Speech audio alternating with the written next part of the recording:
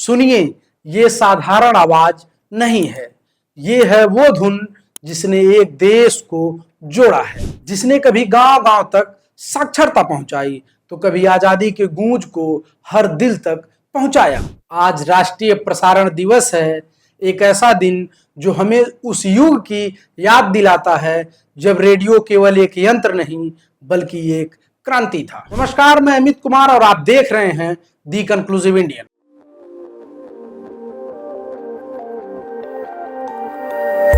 आज बात करेंगे दिन प्रतिदिन साल दर साल लोगों के दिलों में घर कर गई रेडियो की विराट कहानी के बारे में। पहले रेडियो प्रसारण 1923 में बॉम्बे और कोलकाता के रेडियो क्लबों द्वारा किया गया था, जबकि मद्रास प्रेसिडेंसी रेडियो क्लब की स्थापना 1924 में हुई थी। हालांकि देश में 23 जुलाई 1927 को भारत के वायसराय लॉर्ड इरविन ने पहला रेडियो प्रसारण कंपनी इंडियन ब्रॉडकास्टिंग कंपनी के बॉम्बे स्टेशन का उद्घाटन किया था। लगभग 9 वर्ष बाद 8 जून 1936 में इसका नाम ऑल इंडिया रेडियो रखा गया। यह वह दौर था जब अंग्रेजी सत्ता के खिलाफ भारतीय स्वतंत्रता संग्राम गोलबंद हो रहे थे और आंदोलन कर रहे थे। इस काम में रेडियो ने शक्तिशाली भूमिका निभाई।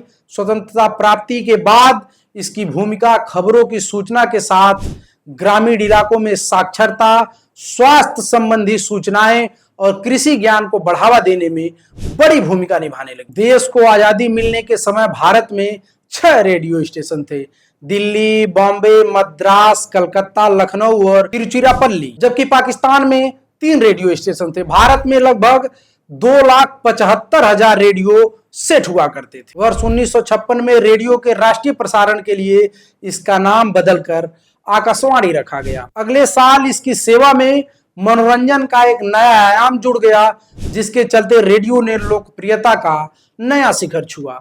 रेडियो पर वर्ष 1957 में लोकप्रिय फिल्म संगीत के साथ विविध भारती सेवा शुरू की गई थी। आपको बता दूं कि रेडियो सिलोन प्रतिस्पर्धा के लिए विविध भारतीय रेडियो चैनल शुरू किया गया था। सबसे पहले वर्ष 1977 में चेन्नई से एफएम का प्रसारण शुरू हुआ, लेकिन 1994 के दशक में इसका लाइसेंस प्राइवेट चैनल शुरू करने के लिए बांटा गया।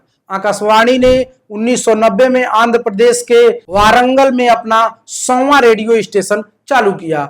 अगले 3 वर्ष में इसका तेजी से विस्तार हुआ और ओडिशा के बरहामपुर में इसका 150वां रेडियो स्टेशन चालू किया गया। आकाशवाणी की पहुंच न सिर्फ भारत के श्रोता वर्गों तक बल्कि वह अपनी सेवा से दूसरे देशों के श्रोताओं को भी मंत्रमुग्ध करता है।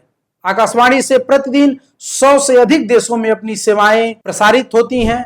आकाशवाणी बाहरी श्रोताओं को 27 भाषाओं में अपनी कवरेज दे रहा है। इन सेवाओं में 57 अलग अलग कार्यक्रम प्रसारित किए जाते हैं। इन प्रसारणों में से 15 विदेशी और 12 भारतीय कार्यक्रम शामिल हैं। रेडियो आज भी बस एक माध्यम नहीं है, यह है हमारी यादों का साथी, जागरूकता का स्रोत और लोकतंत्र की आवाज। राष्ट्रीय प्रसारण दिवस पर आइए हम सब मिलकर नमन करें उन सभी आवाजों को जिन्होंने दशकों तक सुनाया भारत का सच, संवारा भारत का मन। आकाशवाणी एक आवाज जो हर दिल की जुबान बन गई। आप सभी को राष्ट्रीय प्रसारण दिवस की हार्दिक शुभकामनाएं।